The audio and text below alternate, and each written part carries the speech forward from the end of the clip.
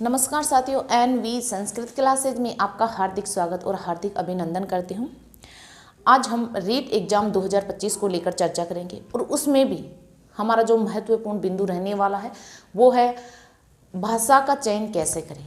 हमें दो भाषाओं का चयन करना होता है, भाषा 1 और भाषा 2।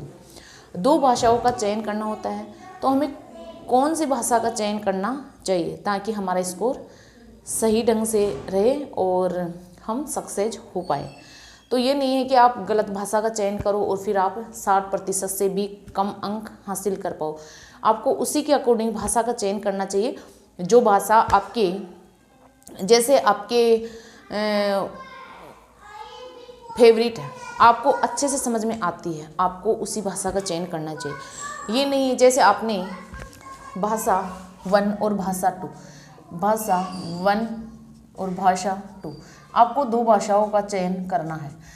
अब ये आपको इसमें आपको भाषा देखो, इसमें आपको हिंदी भी देखने को मिलेगी, इसमें आपको संस्कृत भी देखने को मिलेगी, अंग्रेजी भी देखने को मिलेगी,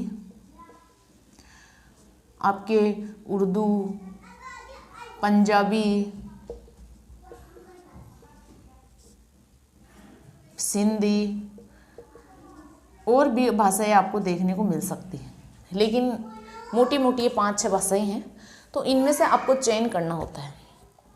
अब आपको ये नहीं है कि आप भाषा प्रथम भी हिंदी ले रहे हो और भाषा द्वितीय भी आप हिंदी ले रहे हो, ऐसे नहीं कर सकते हो। आप दो सेम भाषा नहीं ले सकते हो। पहली बात तो यह है, भाषा चयन इसी प्रकार होता है कि आप दोनों भाषाओं में सेम भाषा नहीं ले सकते हैं। इसमें आप अगर भाषा प्रथम में हिंदी ले रहे हो तो भाषा द्वितीय में आपको इनमें से और लेनी है, या फिर आप भाषा ये संस्कृत ले रहे हो तो फिर आपको संस्कृत को छोड़कर इन 5 में से द्वितीय भाषा के रूप में चयन करना होता है। तो आपके ये नहीं होना चाहिए। मेन बात यह है कि दो सेम भाषाएं नहीं होनी चाहिए, पहली बात, ठीक है। फिर उन्हीं भाषाओं का आपको चयन करना चाहिए जो भाषाएं आपको अच्छे से समझ में आती है और आप अच्छे से उनको कर सकते हो। जैसे आपको हिंदी बहुत अच्छी आती है, आपकी हिंदी बहुत अच्छी है, तो आप भाषा प्रथम में हिंदी ले सकते हो। लेकिन आपको भाषा 2, इसमें अब हिंदी तो आप ले लिए, आपको बहुत अच्छी आती है। अब हिंदी के अलावा आपके संस्कृत है, अंग्रेजी है, उर्दू, पंजाबी, सिंधी, इन भाषाओं में से चयन करना होता है।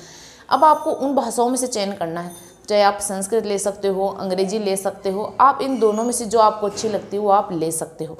क्योंकि भाषाओं में से दोनों भाषाएं 30 अंक बराबर 60 अंक भाषाओं की जुड़ते हैं। तो भाषाएं अपना अहम रोल निभाती हैं। चाहे आप हिंदी संस्कृत ले सकते हो, संस्कृत अंग्रेजी ले सकते हो, हिंदी अंग्रेजी ले सकते हो, अंग्रेजी हिंदी ले सकते हो।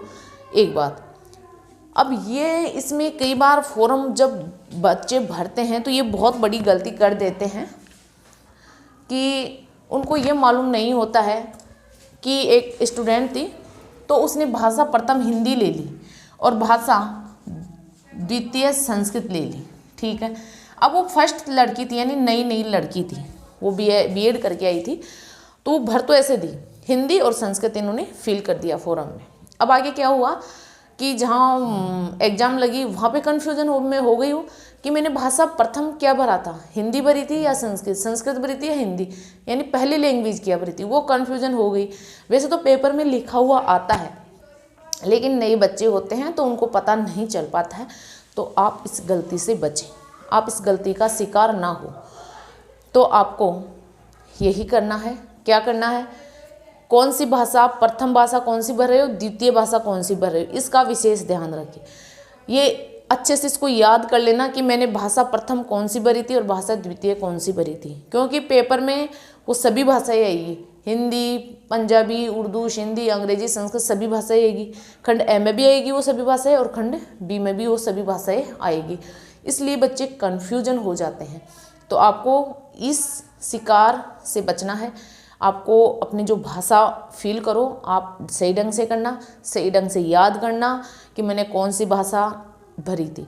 और जब आप बुक लेने जाओ तो भी आप उसी के अकॉर्डिंग खरीदना, क्योंकि पेपर लेवल फर्स्ट का और लेवल सेकंड का जो भाषाओं का पेपर आता है वो थोड़ा अलग आता है। ये नहीं है कि आप लेवल फर्स्ट वाली आपको कोई गुमराह कर दे कि लेवल फर्स्ट और लेवल सेकंड में वो ही सेम आते, नहीं, मतलब कि चेंज होता है ना। तो आपको अपनी भाषाओं का चयन करते समय सावधानी, किन किन सावधानियों को ध्यान में रखते हुए भाषाओं का चयन करना है, तो ये मैं आपको इतना बताती हूँ। और रीट एग्ज़ाम की आपको अच्छे से तैयारी करनी है। आपको 60% अंक हंसते हंसते हासिल करने हैं। तो मिलते हैं अगली क्लास में। जय हिंद, जय भारत।